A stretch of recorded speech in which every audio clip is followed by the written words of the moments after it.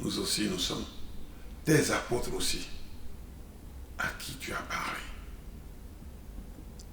Merci de diriger toutes choses. Merci, Père Céleste, au nom de Jésus-Christ. Amen. Amen. Oui.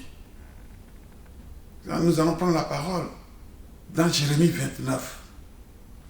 Jérémie 29, de versets 11 à 13. Il dit quoi? Il dit, car je connais les projets que j'ai formés sur vous, dit l'Éternel. Projets de paix et non de malheur. Afin de vous donner un avenir et de l'espérance. Ah. Dieu dit, Jérémie il prophétise. L'Éternel dit, je connais les projets que j'ai formés pour vous. Projets de paix et non de malheur. Mais si Dieu a dit, j'ai formé pour vous un projet de paix et de malheur, pourquoi le malheur surgit tout le temps? Il faut se poser la question. Nous tous qui sommes assis ici dans cette salle, qui n'a pas eu de difficultés dans sa vie, il n'y en a pas un seul. Qui n'a pas eu de problème dans sa vie. Mais pourquoi, malgré que les Écritures disent que Dieu a formé sur nous un projet de paix et non de malheur, mais pourquoi à chaque fois le malheur menace de nous envahir?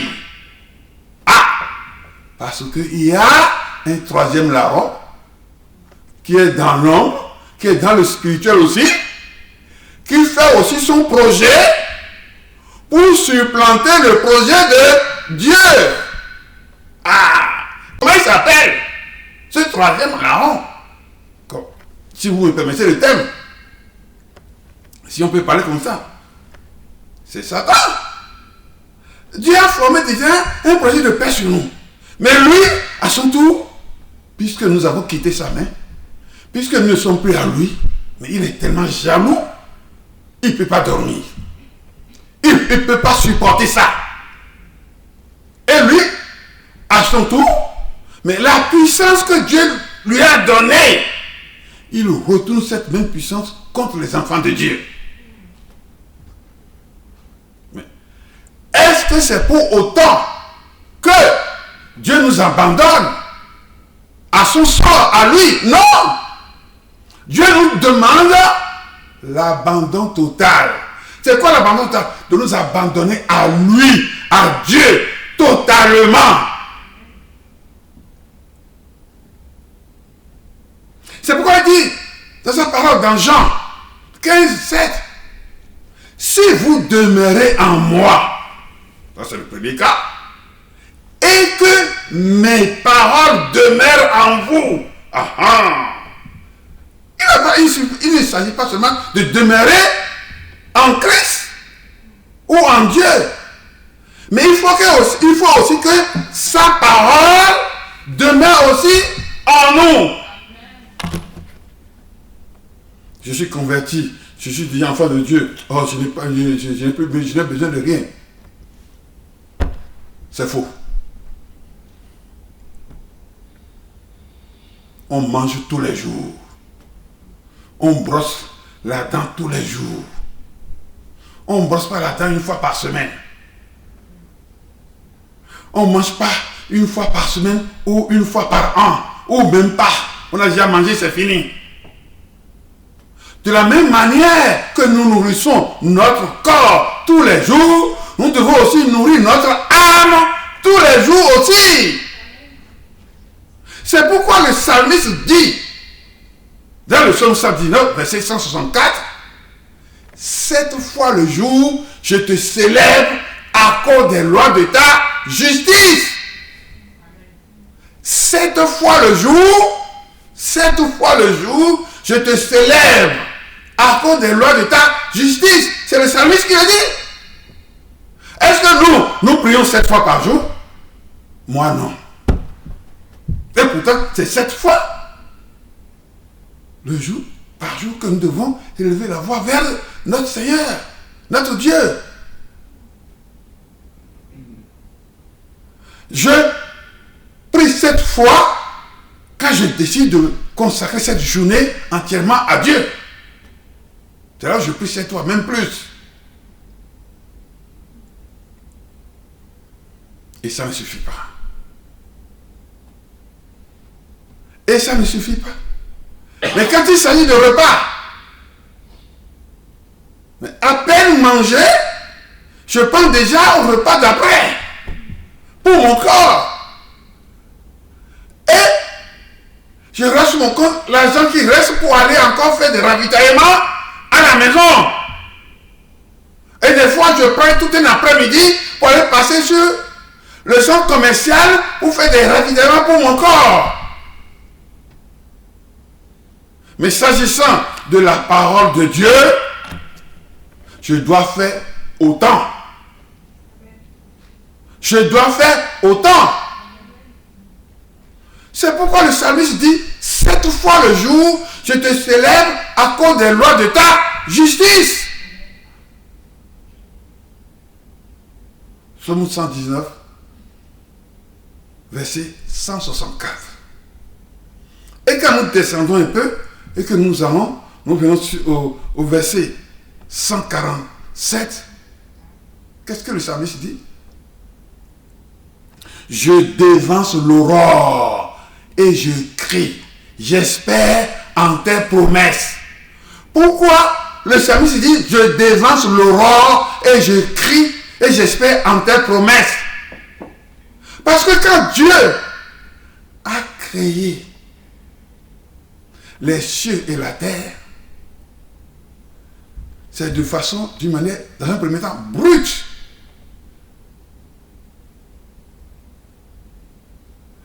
Et quand il a dit que la lumière soit, et la lumière fut, la parole de Dieu dit, il y eut un soir et un matin.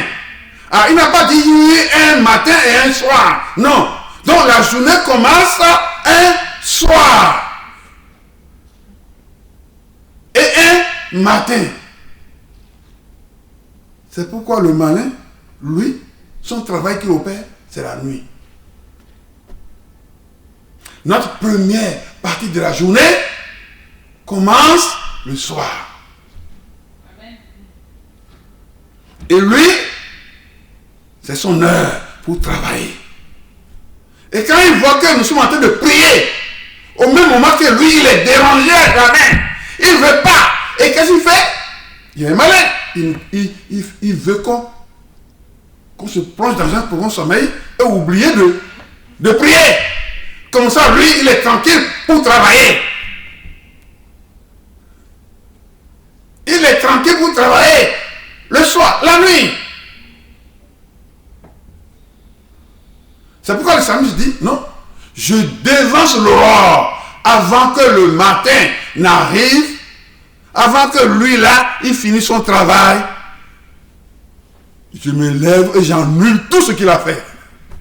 Tout le travail qu'il a fait, la nuit là, sur moi là, j'ouvre la bouche et j'annule tout.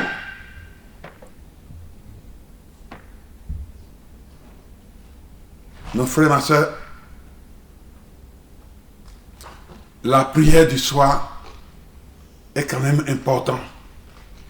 Si vous le pouvez, demandez à Dieu. Demandez à Dieu. Pourquoi? Seigneur. Quand nous allons dans Matthieu chapitre 22, à partir du verset 25, on lit quoi? Or, il y avait parmi nous 7 frères. Le premier se maria et mourut. Ah. Et comme il n'avait pas d'enfant, il laissait sa femme à son frère, le deuxième. Se marier encore avec la même femme. Il meurt.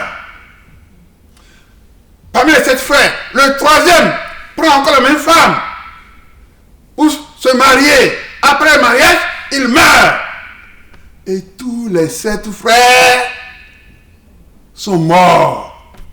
C'est la parole de Dieu qui le dit. Matthieu 22, à partir du verset 25. Pourquoi? Parce que Satan a programmé son plan dans leur vie pour détruire cette famille.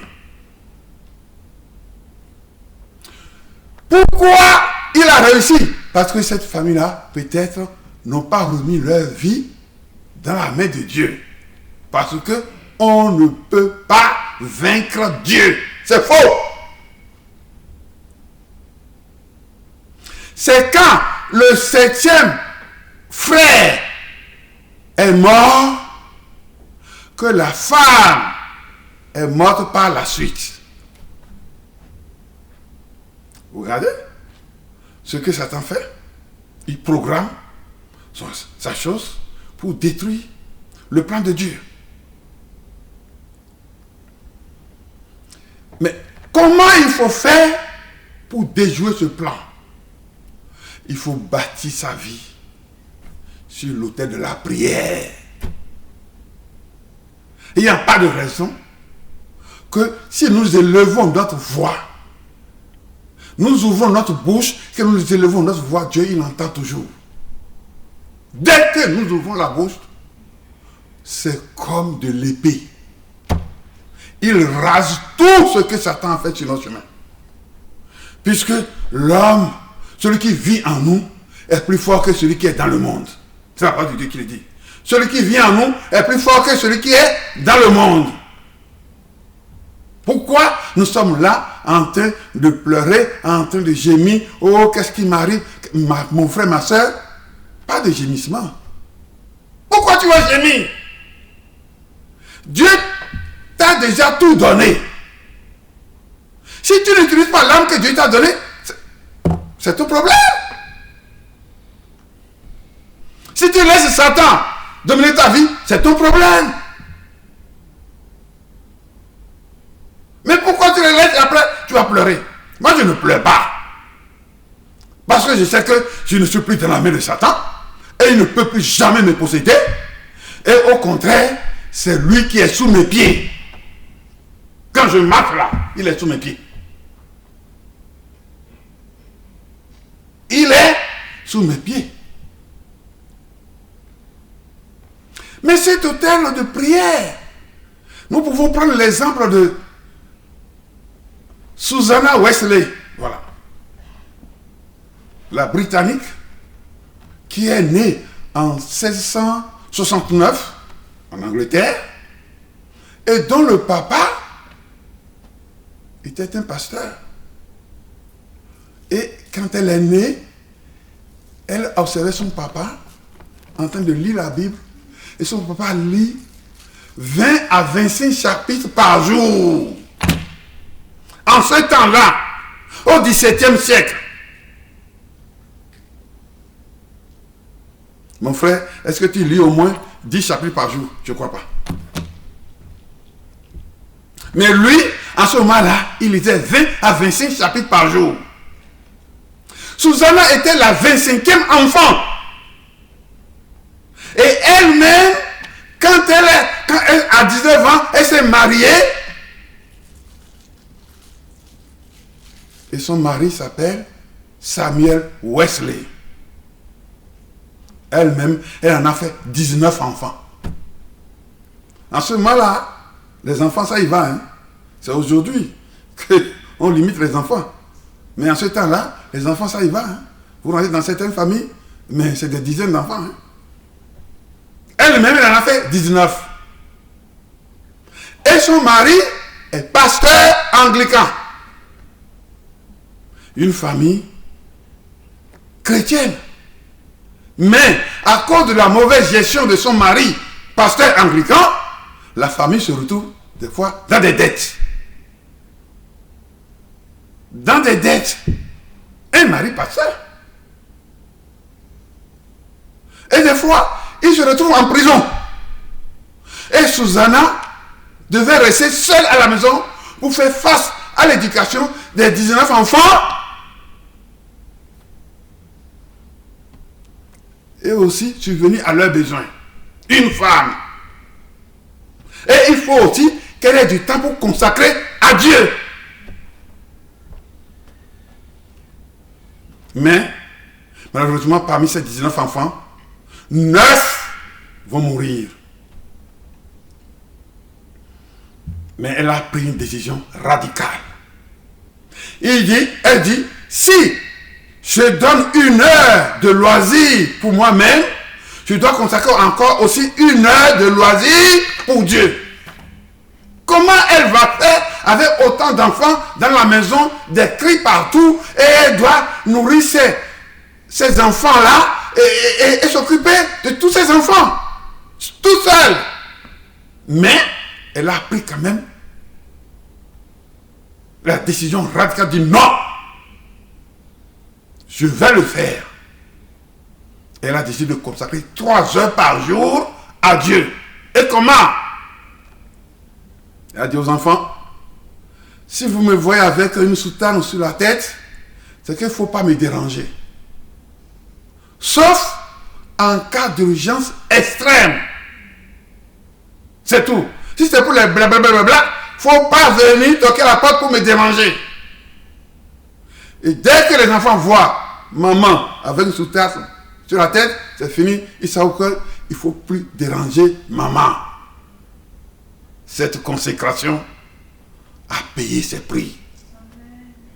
Pendant cette consécration a donné naissance à 2 serviteurs parmi ses enfants. John Wesley et Charles Wesley. John Wesley, c'est qui? C'est le créateur de l'église méthodiste.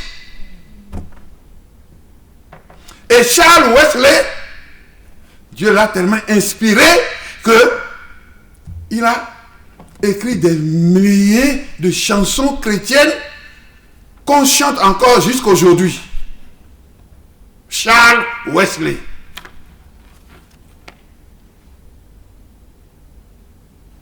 Pourquoi, en ce temps-là, les conditions de vie difficiles, les mots de vie difficiles, le mari, quelquefois absent à la maison, pour cause de malcompréhension entre eux, le mari l'abandonne.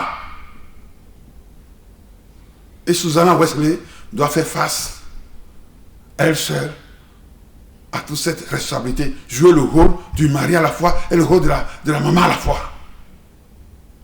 Nous, aujourd'hui, qu'est-ce qu'on fait? Nous, aujourd'hui, qu'est-ce qu'on fait? Est-ce que nous consacrons au moins 3 heures par jour pour Dieu? Nous mettons du temps à part 3 heures par jour pour Dieu? Pas plus qu'hier. La télé était là. Le match, la finale qui devait passer entre Arsenal et PSG, les nouvelles étaient tellement fortes que je suis mis à regarder quoi? Les distractions de ce monde. Ils ont gagné des millions. Combien moi j'ai gagné, moi? Hein? Et ils empochent des millions, non? Oui, non? Dembélé, il gagne 1 million par mois, non? Moi, je gagne combien par mois? Et il va avoir le ballon d'or en plus, hein? Pourquoi les distractions de ce monde vont prendre place dans notre vie chrétienne? Non, c'est notre vie chrétienne avec la parole de Dieu qui doit être toujours en avant. Nous aussi, il faut qu'on parle de nous aussi. Il faut qu'on parle de moi aussi pour dire, ah, malgré les péripéties de ce monde, mais quand même, il trouve encore du temps à consacrer pour Dieu. Il trouve quand même du temps à consacrer pour Dieu. Pas seulement 3 heures. Je voudrais qu'on dise 6 heures par jour. Voire même plus. Parce que Dieu veut qu'on lui donne toujours la première place.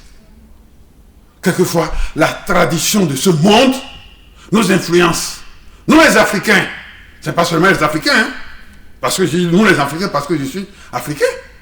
Notre tradition africaine nous influence. Papa a dit, ah, chez nous, c'est comme ci, c'est comme ça. Maman a dit, ah, chez nous, oh, mon fils, c'est comme ci, c'est comme ça. Mais la tradition, ce n'est pas d'aujourd'hui. Il nous influence, mais il avait aussi influencé nos pères dans le passé.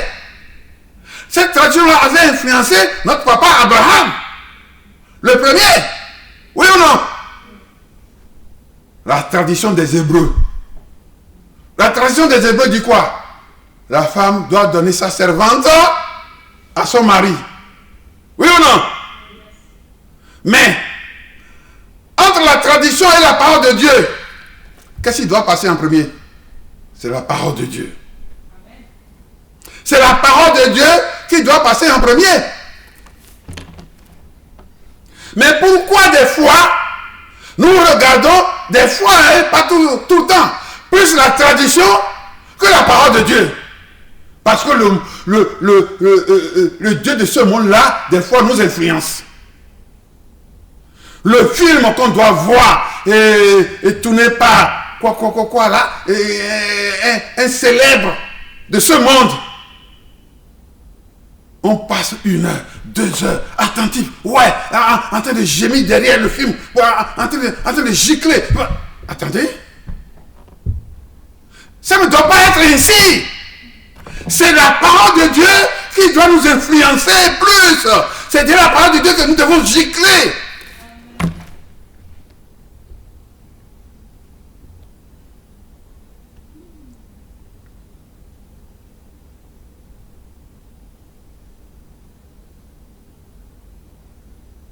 C'est pourquoi le psalmiste dit, Psaume 119, verset 11, je serre ta parole dans mon cœur, afin de ne pas pécher contre toi. Au verset 105, il dit, ta parole est une lampe à mes pieds et une lumière sur mes sentiers. Au verset 130, il dit, la révélation de ta parole est claire. Pourquoi? Parce que si nous lisons la parole de Dieu, ce n'est pas toutes les fois qu'on va retenir quelque chose. Non. Ce que nous avons lu, c'est pendant nos moments de détente, en ayant le regard fixé vers le Seigneur, que Dieu nous fait révéler maintenant ce que nous avons déjà lu. Et ça devient passionnant dans notre vie.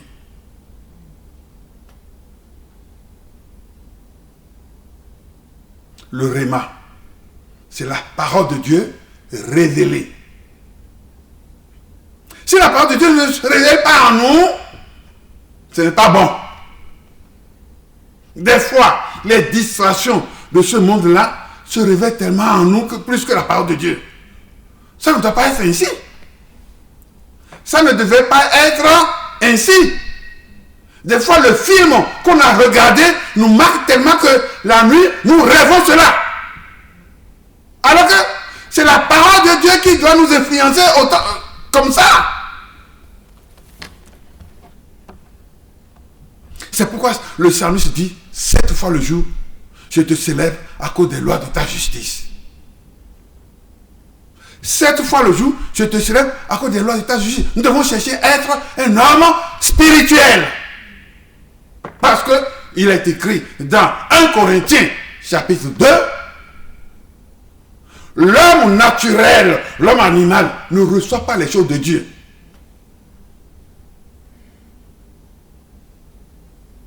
Car elles sont une folie pour lui. Et il ne peut les connaître, car c'est spirituellement qu'on en juge. Pourquoi? Si nous ne cherchons pas à rester spirituels, nous ne pouvons pas recevoir les choses de Dieu. C'est pourquoi l'apôtre Paul dit, le royaume de Dieu ne consiste pas en parole, mais en puissance. Le royaume de Dieu ne consiste pas en parole. Parole, pas seulement. Mais il n'y a rien de bon dedans. mais en puissance. C'est pourquoi il dit aussi dans 1 Corinthiens chapitre 2, le début, le verset 1 à 5. Pour moi, frère, lorsque je suis allé chez vous, ce n'est pas avec une supériorité de langage ou de sagesse que je suis allé vous annoncer le témoignage de Dieu.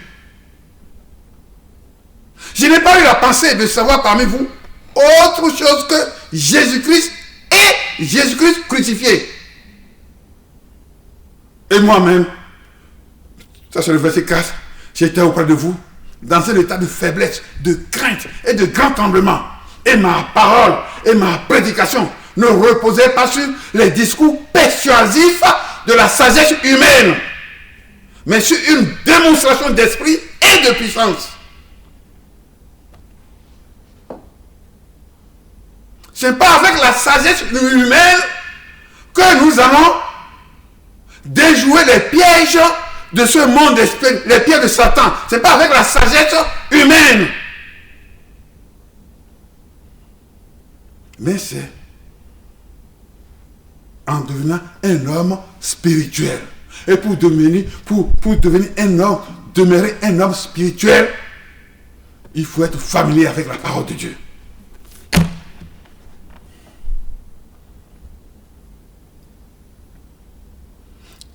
Il est écrit, la parole de Dieu a une puissance pour le salut de quiconque croit.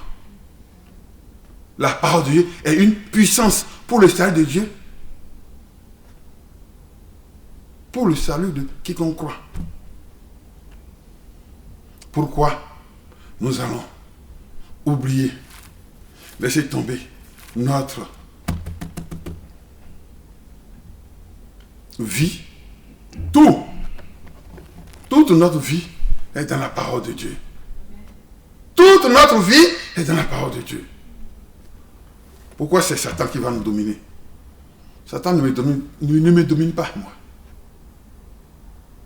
Pourquoi Satan ne me domine pas? Parce que celui qui vit en moi est plus fort que celui qui est dans le monde.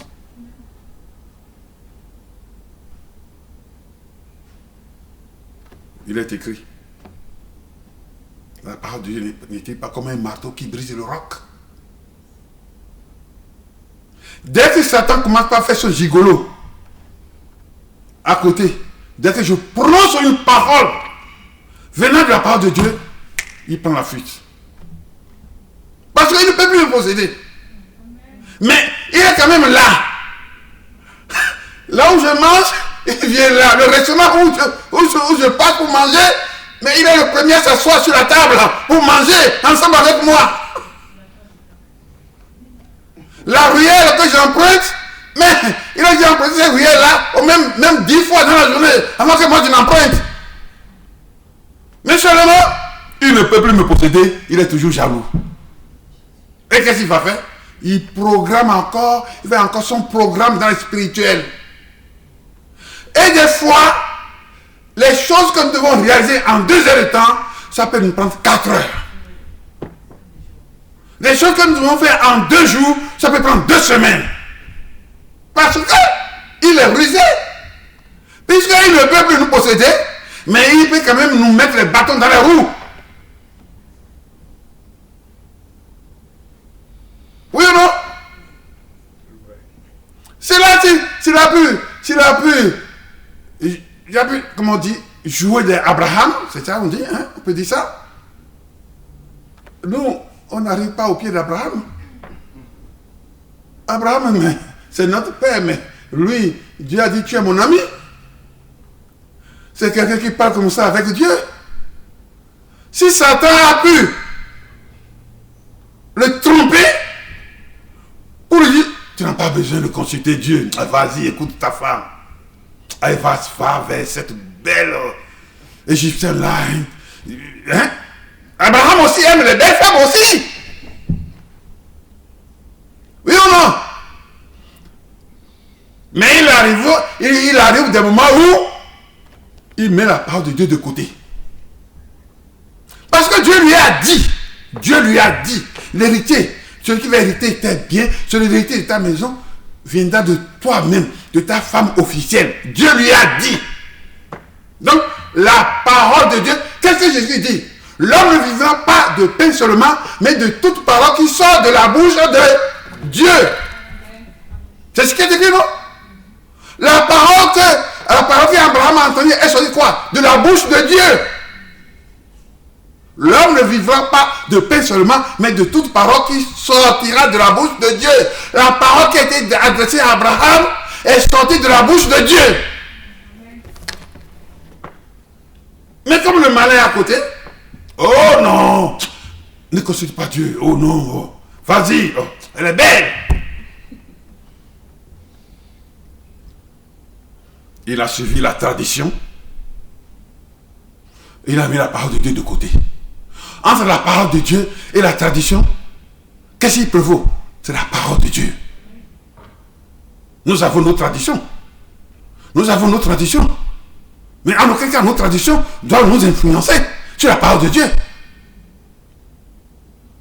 Si je vous dis la tribu dont je suis issu, mais la tradition, elle est dure. Mais c'est pourquoi, jusqu'à aujourd'hui, mais la quasi-totalité ne s'entend pas avec moi. Il dit non, ça c'est les Hébreux, écoute. Oui, c'est l'Ancien Testament qui était la tradition des Hébreux. Mais la nouvelle alliance, c'est pour nous tous. La nouvelle alliance, c'est pour nous tous. De la même manière que Abraham a voulu suivre la tradition des Hébreux en ce moment-là, mais ça se passe aussi chez nous aussi. Les hommes. Mais qu'est-ce que Dieu a fait? Dieu a créé Adam et Ève. Oui ou non? Est-ce que Dieu a créé Adam et 2 Èves? Est-ce que Dieu a créé Adam et 3 Èves ou 4 Èves? Dieu a créé Adam et un seul Ève. Donc, un homme et une femme. Mais la gourmandise des hommes, il veut avoir plusieurs Èves. Pourquoi il veut avoir plusieurs Èves?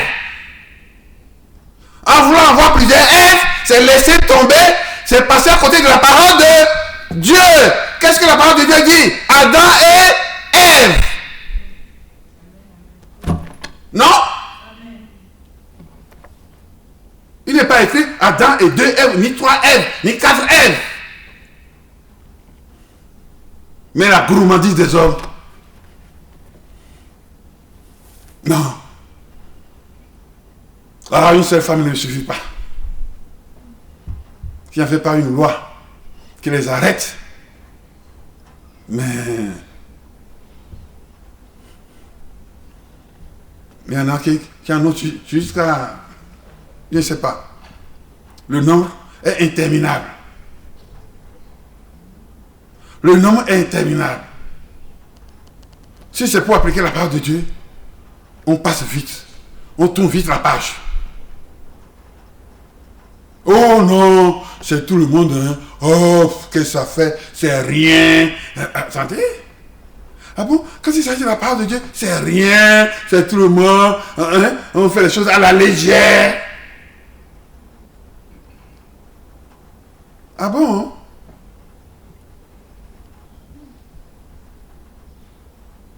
Mon frère, ma soeur, nul n'est au complet. Moi qui suis ici, je ne suis pas encore au complet. Tous les jours, je cours après la parole de Dieu pour en connaître davantage.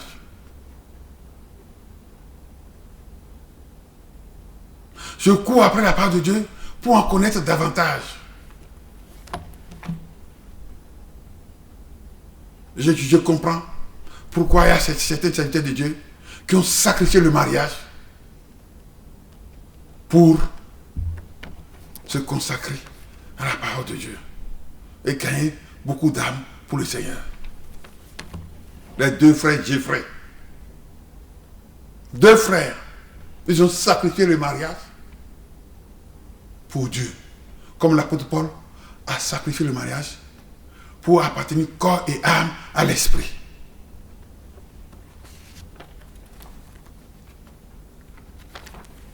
Il y a de nombreuses forces qui programment la vie des hommes. Mais ces forces-là qui programment notre vie ne sont pas plus puissantes que la puissance de Dieu en Jésus-Christ. Si ça arrive à nous atteindre, c'est de notre faute. C'est de notre faute.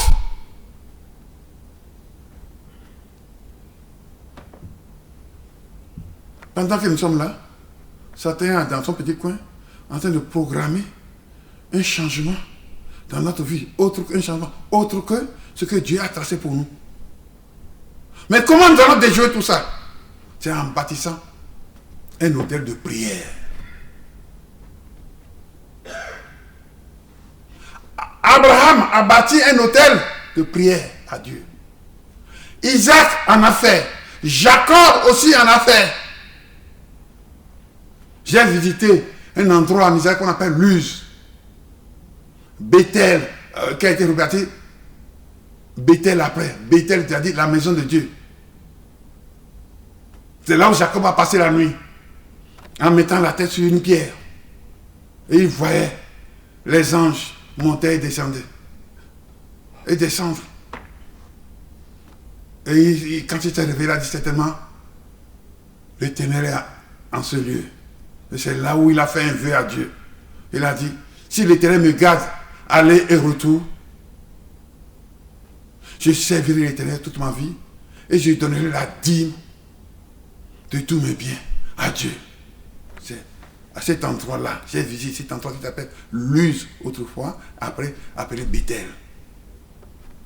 Donc, notre vie doit être vouée à Christ. Notre vie doit être vouée à Christ. Il ne doit pas y avoir quelque chose d'autre qui viendra nous perturber devant la parole de Dieu. C'est pas parce qu'Abraham a été perturbé, a été troublé que nous aussi, nous allons dire, oui, Abraham aussi, hein. Non, non! L'histoire ne se répétera pas. L'histoire ne se répétera pas sur nous. Pourquoi c'est écrit? Pour que ça nous serve de leçon. Non, on va prier, et puis ça va... Écoutez, une faute que tu commets, tu sais que c'est une faute. Et comment tu le commets quand même, ce n'est plus une faute. Ce n'est plus une erreur. Ce n'est plus une erreur. Puisque tu le sais. Mais si tu es tenté de le faire, mais ouvre la bouche. Et par ta parole, tu évacues ça tout de suite de côté. Tu ne devais pas laisser avant que l'idée ne vienne vers toi. Tu as déjà eu le temps de l'évacuer par ta parole.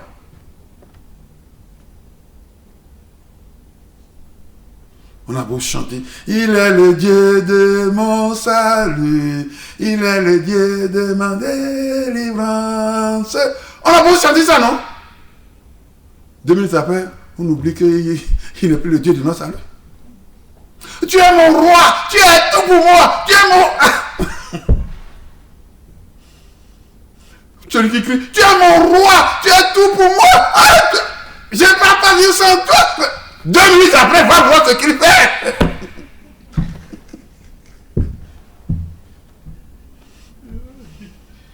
Hein? Alors que c'est quelqu'un qui a crié, tu es mon roi, tu es tout. Merci Seigneur. Je ne vivrai pas sans toi. Non, la tentation était plus forte que moi. C'est facile de parler. C'est facile de parler comme ça. La tentation, quand ça vient, aussitôt quand tu te plonges dans la parole de Dieu, il prend la fuite. C'est ça. Toi-même, tu sais bien que devant la parole de Dieu, la tentation prend la fuite, mais tu le laisses venir quand même. Et tu oublies. Tu veux faire comme Abraham, qui a oublié la parole de Dieu pour suivre la tradition. pour dire que c'est ma femme, c'est ma femme qui m'a poussé.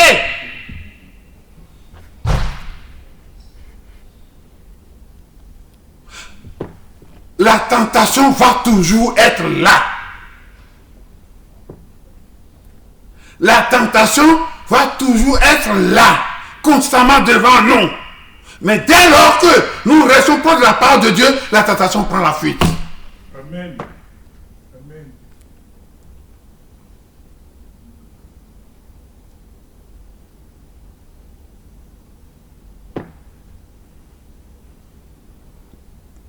Il n'y a pas d'excuse. Il n'y a pas d'excuse. Tous les jours, on se trompe. Et une fois, deux fois, pas plus que ce matin, oui. J'ai lu dans les médias. Je m'excuse, un serviteur de Dieu, accompli. Il est pasteur de l'église. Même quand on va prêcher, il est marié. Il se retrouve à l'hôtel avec une fidèle de l'église, mariée également.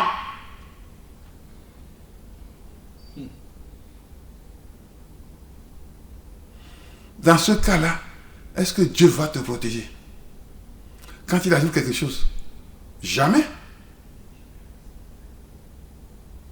Puisque c'est toi-même qui as laissé la porte ouverte. C'est toi-même qui as laissé la porte ouverte. Je m'excuse. Il a eu son plaisir. Mais après, Satan l'a rattrapé sur le même lieu. Ils sont restés collés. Ils ne peuvent plus se séparer.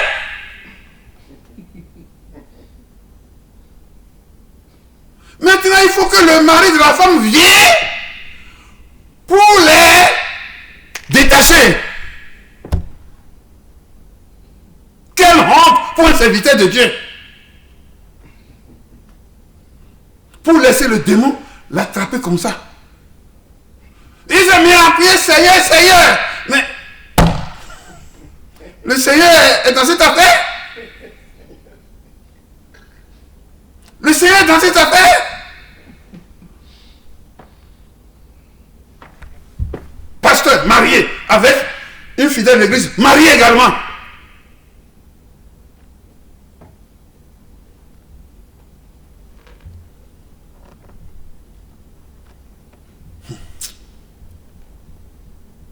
David disait, dans le psaume 51, le péché est constamment devant moi. Mais tu veux que la vérité soit au fond du cœur. Lave-moi avec les eaux et je serai plus. Lave-moi et je serai plus blanc que la neige. Et les eaux que tu as brisées se réjouiront. Pourquoi il a dit ça?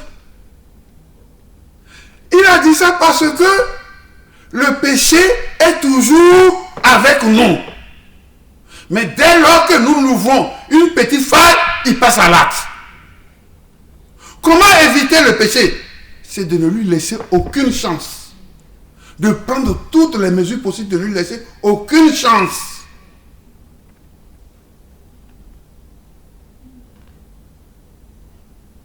Pour notre père Abraham, c'est sa femme qui lui a ouvert la porte. Et lui aussi, il a sauté sur l'occasion, parce qu'il le voulait avant.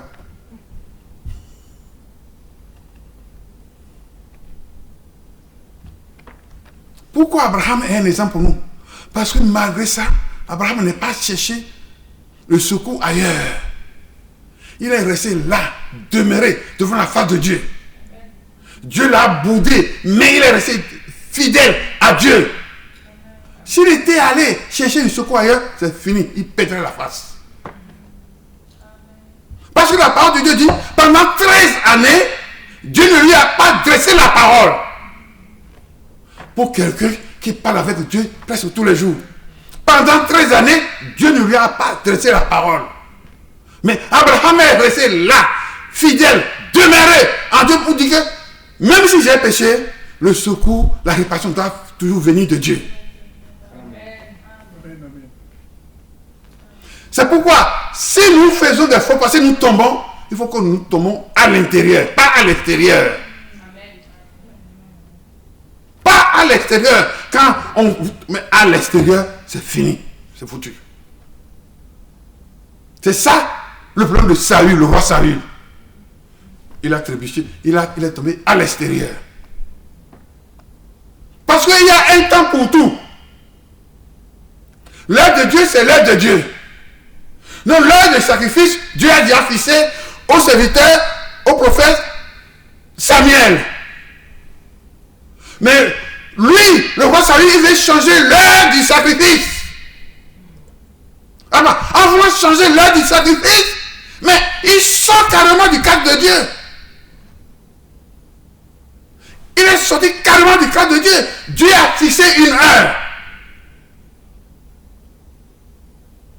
Et le prophète devait venir à cette heure-là.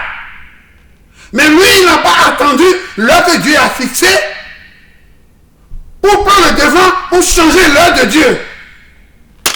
Il a trébuché. C'est pas lui qui commande.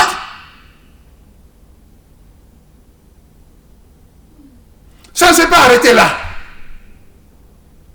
Au lieu de rester demeurer là, à pleurer devant Dieu pour dire la solution doit toujours venir de toi, la réparation. Non.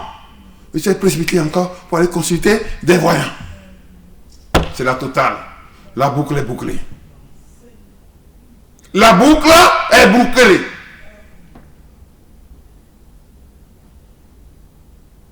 Il a signé son arrêt de mort. Et sur le champ de bataille, montagne de Gilboa, l'élite d'Israël est tombée. C'est pourquoi David dit, ah! L'élite d'Israël est tombée sur la montagne de Gilboa. Et il a maudit la montagne de Gilboa. Montagne de Gilboa, qu'il n'y ait ni pluie ni rosée sur vous. David a maudit cet endroit-là. Et montagne de Gilboa est restée une montagne sèche. Aucun arbre. Un lieu désert. Pendant près de 3000 ans. Quand est arrivé, nous en sommes en 1948, le premier ministre d'Israël, Ben Gourion, a proclamé l'indépendance de l'État d'Israël et que les Israéliens sont retournés sur leur terre. En retournant sur leur terre, ils font ce qu'on appelle l'Alia. L'Alia, c'est-à-dire qu'il est juif, et pour retourner sur leur terre, en faisant l'Alia, on leur accorde des facilités de réintégration. Et pour réapprendre la langue avec une bourse, des primes, d'intégration, tout et tout. C'est ça fait l'Alia chez eux. Et quand ils sont allés pour aller planter des arbres sur cette montagne de Gilboa, ils ont eu des difficultés. Et pourtant, c'est une parole qui a été prononcée il y a 3000 ans. David a maudit cet endroit. Montagne de Gilboa, qu'il n'y ait ni pluie ni rosée sur vous. Et ça s'est fait. C'est pourquoi notre langue là, c'est un venin. C'est un venin. Nous devons faire attention à tout ce qui sort de notre bouche. Nous ne devons pas sortir n'importe quoi de notre bouche. Attention, quand vous parlez sur vos enfants, tu seras comme ton père. Hein, tu seras comme ton père. Plus tard, quand l'enfant est devenu comme son père, mettait sa gauche et sa droite, la maman s'étonne qu'elle avait déjà prononcé des paroles comme ça sur son fils. Tu vas être comme ton père. On ne parle pas comme ça à son fils. On ne parle pas comme ça à ses enfants. On doit voir en eux un fils béni, une bénédiction. Hein? On doit toujours prononcer de bonnes paroles sur eux, etc. Toujours. C'est comme ça qu'on éradique la malédiction de nos vies. Nos ancêtres, nos arrière-grands-parents qui ont péché, on ne sait pas, on n'était pas là avec eux. Et leur péché va nous rattraper, puisque le péché peut aller jusqu'à la 7e génération. Est-ce que moi j'étais là en ce moment-là? Au moment où il commettait son crime, au moment où il commettait ses péchés, j'étais là.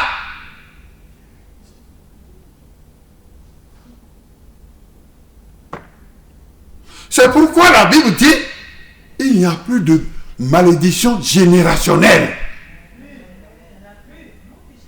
Il n'y a plus de malédiction générationnelle. Pourquoi nous avons la parole de Dieu avec nous? C'est pour briser toutes ces choses-là. C'est pour briser. Il n'y a plus de malédiction générationnelle.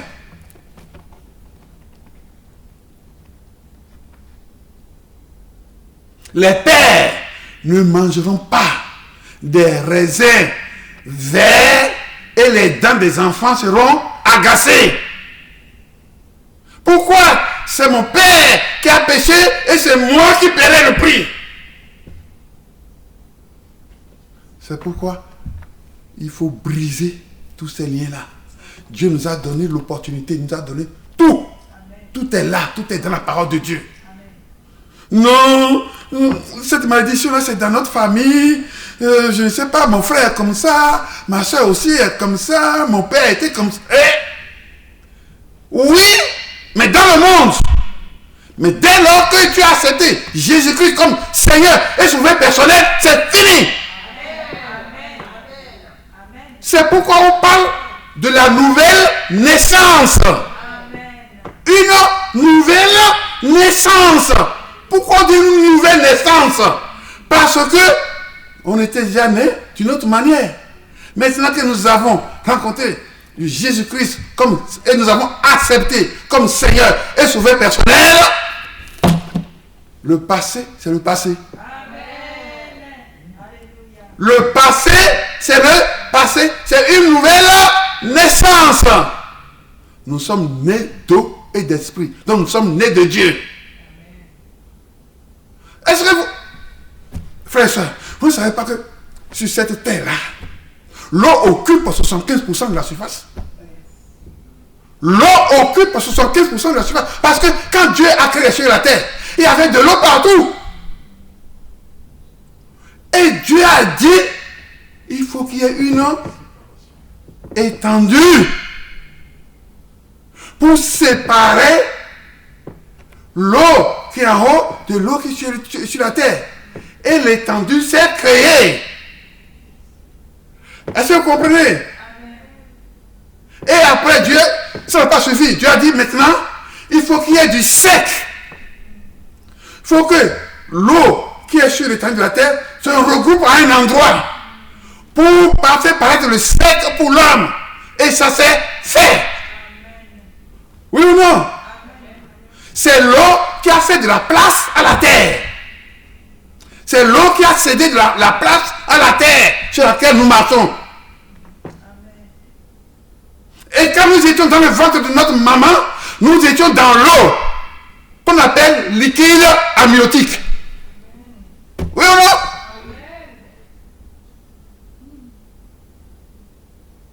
Si le liquide amniotique là arrive à son terme, l'enfant peut mourir dans le ventre de son père, de sa mère.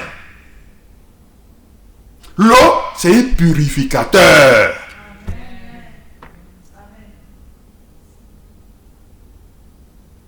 Avant qu'on vienne au monde, on était dans l'eau, dans le ventre de notre maman, appelé liquide amniotique. Quand le thème est arrivé, nous sommes sortis. Donc, là nous sommes là. En haut, il y a l'eau. En bas aussi, il y a l'eau.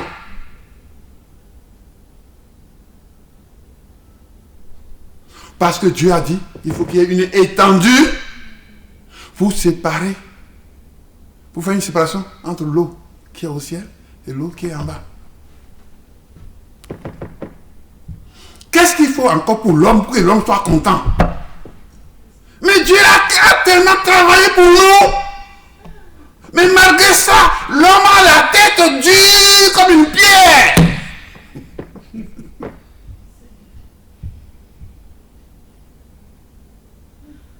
Quand on était dans le ventre, il a parlé, il a pensé à nous. 9 mois, il faut qu'il y ait un liquide pour les protéger, pour les nettoyer. appelé liquide amniotique. Nous sommes sortis. Il a dit il faut qu'il y ait l'eau avec lui pour qu'il nettoie son corps tous les jours, pour qu'il vive avec ça.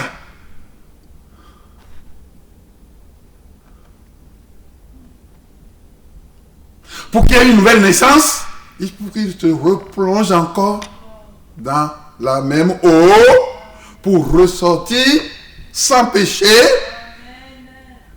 sans faute, sans déchet, et laisser toute pourriture, tous les péchés, toute notre souillure dans l'eau. C'est pourquoi en Jésus-Christ, nous sommes plus que vainqueurs.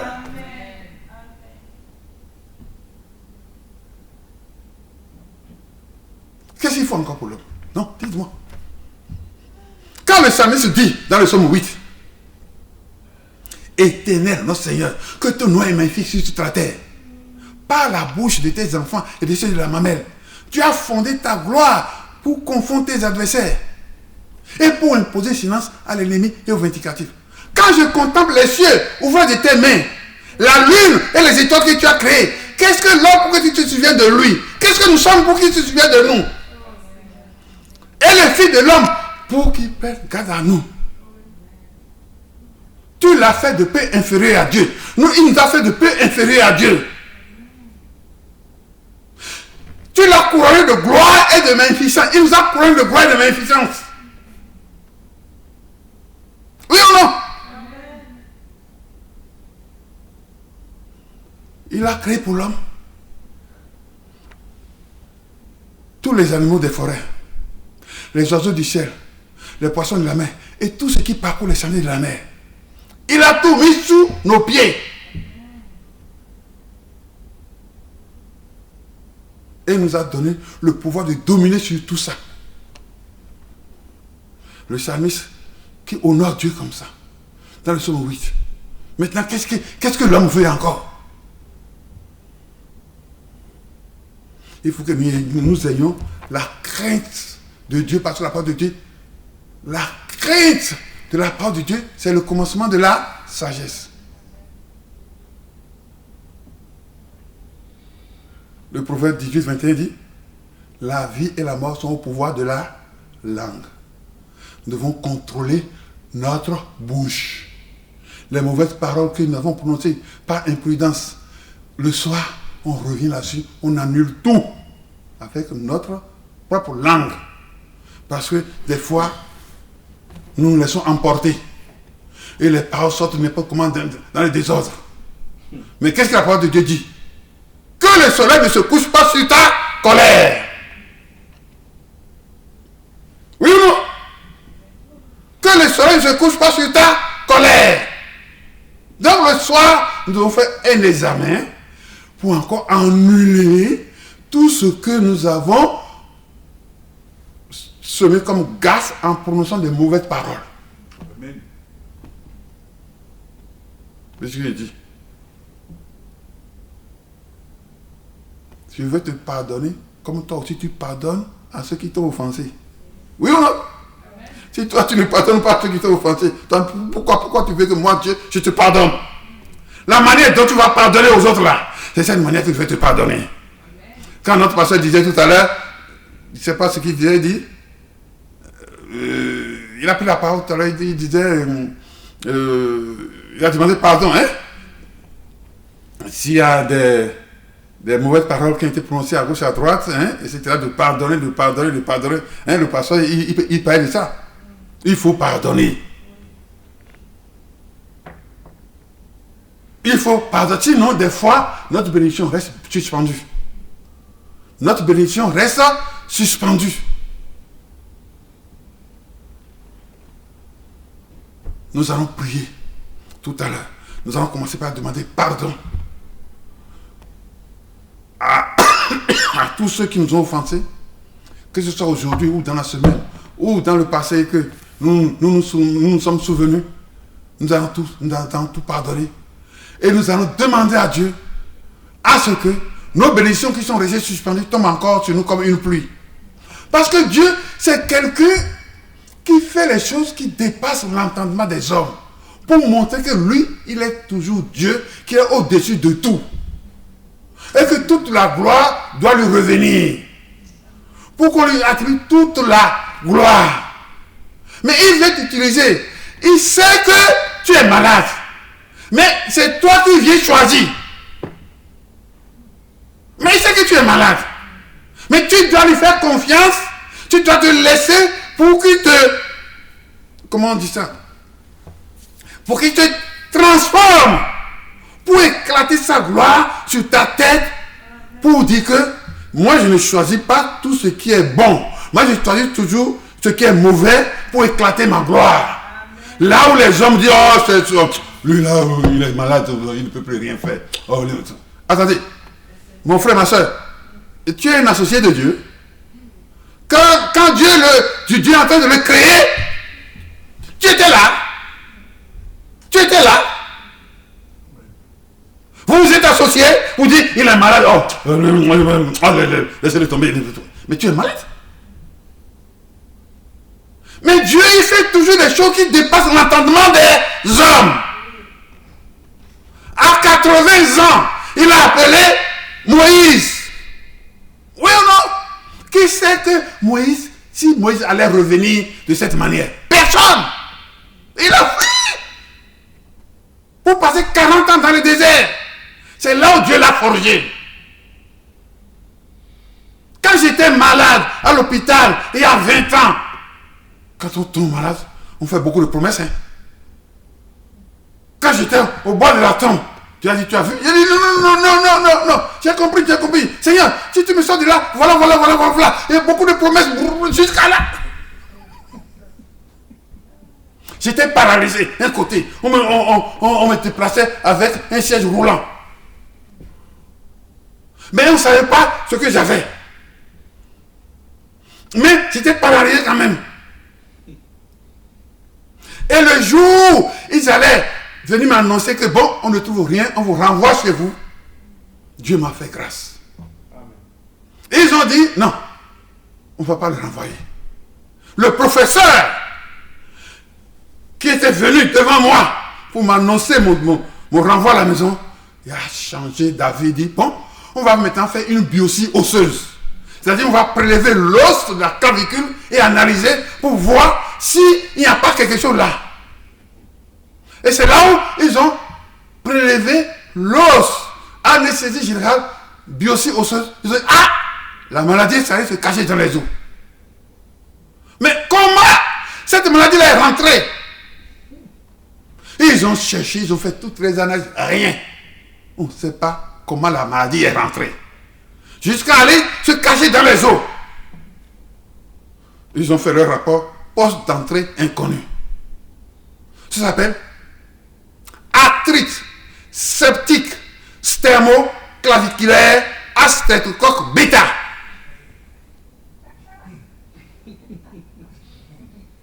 Comment c'est rentré? Ils ne savent pas. L'Afrique a ses mystères. Mais Jésus-Christ aussi est fort pour déloger ce que Satan a envoyé dans mon corps. Amen. Ils ont dit, mais vous, l'Africain, là, vous ne comprenez pas. Mais comment c'est rentré, monsieur? J'ai dit, non, mais je ne sais pas. C'est vous qui avez à vous de me dire, mais on ne trouve rien. Ils ont prélevé mon sang tous les jours. Ils m'ont fait le coloscopie. Hein? Ils m'ont envoyé une sonde dans le ventre pour analyser est-ce que j'avais pas une maladie dedans pour rien. Ils ont analysé mon crachat, et partout, et rien. Et vous Africains, là, on ne vous comprend pas. Hein? Ils ont mis porte d'entrée inconnue. C'est là où je suis revenu à la vie.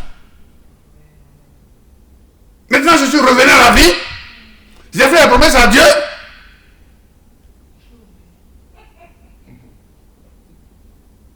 L'homme est têtu, hein. J'ai commencé par fréquenter l'église, certes. Mais toutes les promesses que j'ai faites à Dieu, j'ai commencé par passer à côté. Dieu dit, oh, maintenant que tu es debout maintenant, tu fais semblant d'oublier. On en envoie. J'entame une étude d'ingénieur. Je vais avoir un gros salaire. Et j'ai été jusqu'au bout. À la fin, je ne trouve pas du travail. Bon, je vais faire les affaires. Dieu m'a laissé. J'ai fait les affaires, j'ai embauché des employés, etc. Dieu m'a dit, je te regarde. Ouais. Quand tout a coulé, je ne pense pas que non, mais voici, je n'ai pas refusé, je n'ai pas refusé. Mais ah bon? Je me suis jeté dans la formation pastorale avec précipitation. Amen. Avec tout ce temps-là. Dieu, c'est un Dieu miséricordieux. Hein? Il est patient envers nous. Ma vie devait être finie depuis là, il me fait appel. Il me fait appel, mais moi je dis, je fais semblant, non, je fais ci, et puis je viens apporter une grosse masse dans la maison de Dieu. Je dis, attendez, moi j'ai fait. Tout l'argent que tu viens donner à la maison là, c'est ça que je veux. Mais tu peux donner. Mais ils vont utiliser. Mais donne, ils vont utiliser. Mais c'est pas à ça que je t'ai appelé. Frère et soeur, j'ai étudié la Bible avec les larmes aux yeux. Seigneur, je n'ai pas refusé, mais voici, Seigneur, quelle étude biblique je vais encore faire à cet âge-là? J'ai dit, mais ta parole est dure. Il dit, quoi? Quand tu espérais un gros salaire pour faire tes études d'ingénieur, tu t'es cassé la tête, non? Maintenant, pour étudier ma parole, tu dis ma parole est dure. Nous allons voir.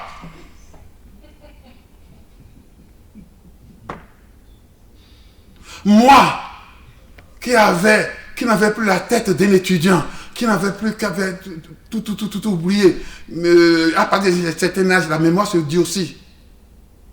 Dieu a tout restauré. Dieu a resté toute ma mémoire.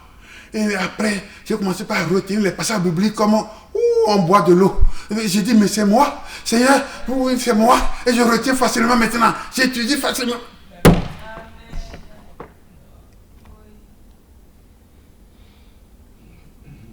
C'est comme ça. Dieu, il fait des choses qui dépassent l'entendement des hommes. Dialyse ou pas dialyse, Dieu, en une fraction de seconde, il pulvérise tout ça. Il pulvérise tout ça pour faire honte à l'adversaire, pour faire honte à ceux qui regardent, oh non, celui-là, on n'en veut plus de lui. Mais vous êtes malade. Quand Dieu était en train de le créer, vous étiez là. Vous étiez là. Mais Dieu, c'est quelqu'un qui fait des choses qui dépassent l'entendement pour éclater sa gloire. Pour dire que c'est lui Dieu. Pour qu'on dise que non, Dieu là vraiment, c'est le Dieu des miracles. Il veut toujours qu'on lui dise qu'il est toujours le Dieu des miracles. Quel que soit son âge, quelle que soit la maladie qui le guette, lui Dieu, il dit un mot et tout disparaît.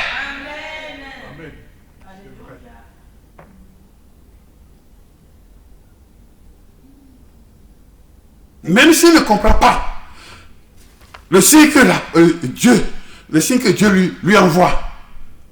Mais dès lors qu'il a la volonté de se mettre sur le chemin avec un cœur repentant, Dieu finira toujours par l'éclairer. Dieu finira toujours par l'éclairer. Et ce qui ne retenait pas, mais dis donc, c'est un étudiant de 20 ans que vous allez voir devant vous. C'est un étudiant de 20 ans que vous allez voir devant vous. Vous blaguez avec Dieu? Vous blaguez avec Dieu? Pardon, hein? Ce Dieu-là, j'ai eu affaire à lui. Plusieurs fois, ça suffit. Je n'en veux plus. J'ai compris la leçon. Hein? J'ai compris la leçon. Parce que, à l'heure d'aujourd'hui, quand je vous parle, dans mon pays, en Afrique là-bas, je ne dis pas. Tous les jours, mon nom est sur les hôtels avec des incantations. Et lui là, qu'est-ce qu'il veut nous montrer? Il veut montrer que maintenant, aujourd'hui, le petit là qu'on a nourri ici là, il est parti en France, il veut dire qu'il a connu Dieu, il a rencontré Jésus-Christ, il va laisser tomber notre tradition. Il va voir. Et aussitôt, quand il part là-bas, Dieu me montre, aussitôt, ils prennent encore, parmi eux, il y a encore qui prennent le téléphone pour me parler. Il dit, laisse-les jouer. Laisse-les jouer. Ils ne connaissent pas la puissance de Dieu en Jésus-Christ. La puissance de feu de Dieu en Jésus-Christ, ils n'ont pas encore compris. Dieu veut les monter, veut éclater sa gloire devant eux. Comme ça, ils vont le craindre. Nous voici au terme de notre prédication. Nous allons passer le reste du temps à prier. Que chacun doit élever la voix vers les cieux. Ce qui manque dans sa vie. Dans le sens de la progression de la parole de Dieu. Dans le sens de son salut. Nous devons demander à Dieu de nous assister encore davantage. Et de nous régénérer encore davantage. De nous restaurer encore davantage. Il n'y a pas d'âge. Il n'y a pas d'âge. Il n'y a pas d'âge. J'en connais. En 67 ans, qui s'est lancé dans les affaires. À 82 ans, il est devenu milliardaire. À 67 ans. Il n'y a pas encore 67 ans parmi nous ici. Voilà. Nous sommes là en train de limiter la puissance de Dieu. Nous sommes là en train de limiter la force de Dieu. Pourquoi? On n'a pas le droit. On n'a pas le droit de limiter la force de Dieu par nous-mêmes. Si vous limitez la force de Dieu vous-même, c'est vous, c'est pas moi. Vous avez encore des milliards à ramasser, mais vous là, vous-même, vous limitez vos forces. Allez les ramasser et apporter la dîme dans la maison de Dieu. Venez donner les billets de 50 000 euros, 100 000 euros ici, là. Amen.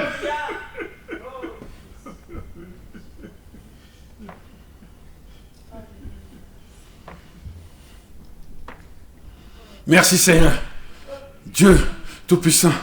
Tu es le Dieu des miracles. Le Dieu de toute possibilité. Oui, le maître des temps et de toutes les circonstances. Seigneur, tu connais la vie de chacun d'entre nous ici présents. Seigneur, tu connais, Seigneur, oui, le destin que tu as tracé sur chacun. Parce que tu nous as choisis depuis le sein de notre mère. Seigneur, oui, même si Satan fait son programme, Seigneur, pour perturber le programme que tu as mis sur nous, Satan est déjà vaincu. Il y a très très longtemps, il est vaincu, Seigneur. Oui, nous devons continuer la lutte. Nous devons continuer la lutte, Seigneur. Comme Jacob a persévéré. Hein, et comme Jacob a persévéré. Oui, son patron là-bas a changé son salaire 10 fois. Mais Jacob a toujours encore persévéré. Et à la fin, il est devenu plus riche que son patron. Il est devenu plus riche que son patron. Oui, ça doit se passer comme ça entre nous. Ça doit se passer comme ça parmi nous. Au nom de Jésus-Christ de Nazareth. Oui, Dieu 3 fois saint. Oui, il y a encore des milliardaires parmi nous. Il y a encore des prophètes parmi nous. Des évangélistes parmi nous. Il y a encore des apôtres parmi nous. Oui, il y a encore des docteurs parmi nous. Seigneur, oui, il y a encore des pasteurs parmi nous. Pasteurs de surcroît encore parmi nous. Qui ont encore des dizaines d'années de ministère encore devant nous. Seigneur, oui, ces pasteurs qui sont encore nous parmi nous, Seigneur. Élève-les, Seigneur. Élève-les, Seigneur, au rang que toi tu veux, Seigneur. Pas au rang que les hommes veulent, Seigneur, mais au rang que toi tu veux, Seigneur. Oui, élève ces prophètes-là parmi nous, Seigneur. Élève, Seigneur, oui, ces évangélistes parmi nous, Seigneur. Au nom puissant de Jésus de Nazareth. Alléluia. Amen. Oui, continuez la prière, continuez la prière. Secouez, continuez jusqu'à ce que Dieu secoue le ciel et que le ciel secoue la terre. Jusqu'à ce que Dieu secoue le ciel et que le ciel secoue la terre. C'est comme ça. Nous ne devons pas quitter cette terre sans avoir ramassé la totalité de nos bénédictions. Nous devons tout raser. Si nous ne rasons pas la totalité de nos bénédictions, c'est notre faute. Mon frère Rémi, tu as encore des milliards devant toi à ramasser. Amen. Tu as encore des milliards devant toi à ramasser. Ne donne pas l'âge à ta vie, s'il te plaît. Tu es encore un jeune homme de 20 ans. Que Dieu vous bénisse. Je passe le micro au pasteur pour la suite de la donnée. Que Dieu vous bénisse. Continuez.